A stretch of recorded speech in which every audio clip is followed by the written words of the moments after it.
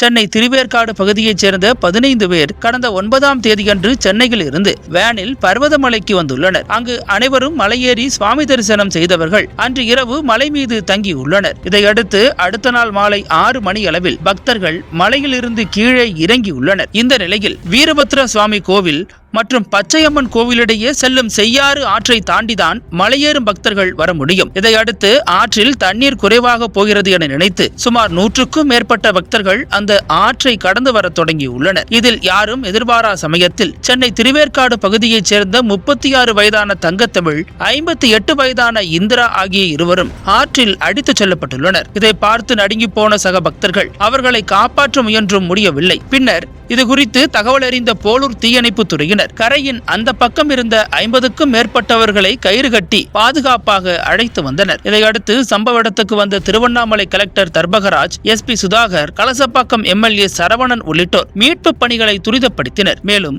நிலைமை சரியாகும் வரை பர்வதமலை ஏற மாவட்ட நிர்வாகம் தடை விதித்துள்ளது. அத்தோடு அங்கேயே முகாம் அமைத்த காவல்துறை, வனத்துறை மற்றும் தீயணைப்பு துறையினர் ஆற்றில் அடித்துச் செல்லப்பட்ட 2 பெண்களையும் தேடும் பணியில் ஈடுபட்டனர்.